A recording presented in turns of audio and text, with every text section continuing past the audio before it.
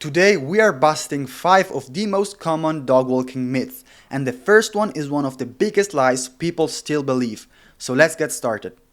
Myth number 1. A tired dog is always a well-behaved dog. This myth exists because exhaustion can look like good behavior.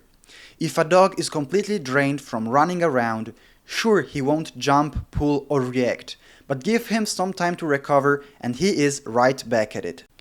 Let's say you have a dog that pulls on leash, jumps on people or reacts to other dogs. You take him out, let him sprint for an hour and suddenly he is perfect on the walk. But what happens after he rests and gets his energy back? He is pulling again, jumping again, reacting again, because the problem was never solved in the first place. A well-behaved dog is always a well-behaved dog, even before physical activity. The real measure of training isn't how he acts when he is drained, but how he acts when he is full of energy, stepping out of the house ready to go. So many owners take this myth and build their whole training philosophy around it. Instead of teaching their dog how to manage his impulse, how to walk properly, how to stay calm, they just exhaust him. And when exhaustion is the only thing keeping a dog under control, the second he recovers, he is back to square one. Now, does this mean exercise is bad? Absolutely not. But as I said, even if it shouldn't be your priority, the right way to make a dog tired isn't just running him into the ground. It's actually a combination of physical and mental activity. Now let's proceed with myth number 2, and you have probably heard this one before. Your dog should never walk ahead of you. He must always stay by your side or else he thinks he's the leader. Now let's be real. This makes absolutely no sense for 99% of dog owners. Sure, if we are talking about a working dog, the dynamics are different. In those cases, the handler's focus has to be on the environment, not on the dog, and therefore the dog must stay in a specific position to do his job. But let's be honest, that's not the reality for most people watching this video. The truth is, as long as your dog doesn't pull on the leash, doesn't pick up random things from the ground, and behaves properly on walks, it literally doesn't matter whether he is in front, by your side, or even slightly behind. Your dog's walking position doesn't magically impact his behavior. It's not like stepping 1 foot ahead that suddenly turns him into an uncontrollable mess. What really matters is that your dog is engaged with you, responsive and walking without making your life miserable. Forcing a dog to always stay glued to your side takes away a part of his freedom unnecessarily. Walks should be enjoyable, not some kind of drill exercise where your dog has to focus on you every second. If your dog wants to explore a little or take a step ahead while still respecting the leash and your guidance, what's the problem? Now let's get into the next myth. A harness encourages pulling more than a collar. So some kind of truth could actually be found in this statement.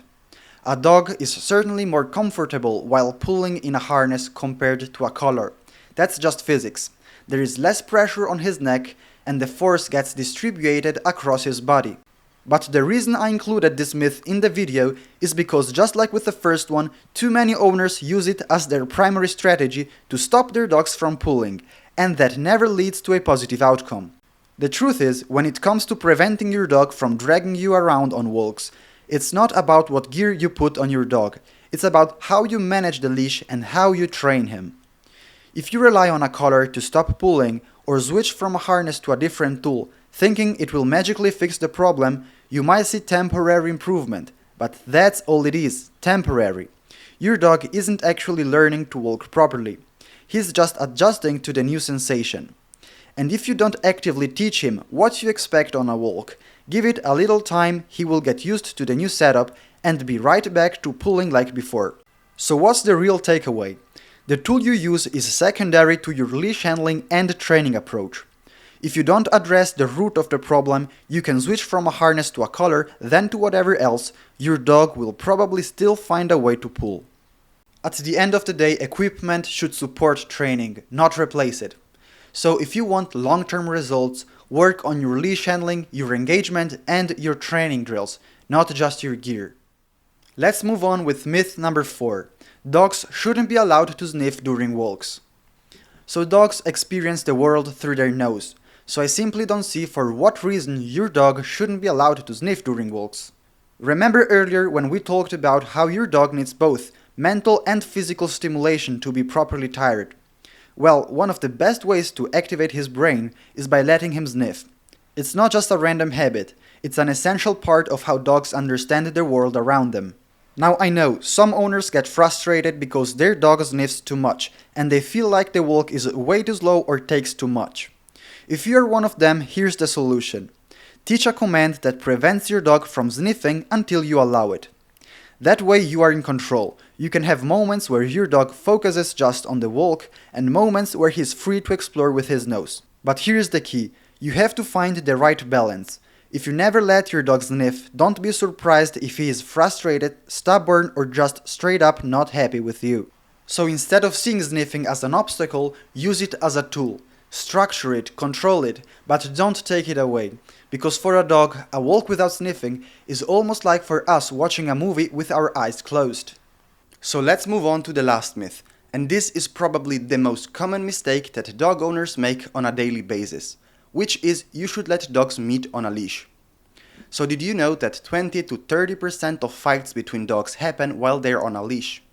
This means that just by avoiding on-leash interactions, we could reduce by about 25% the cases of aggression between dogs.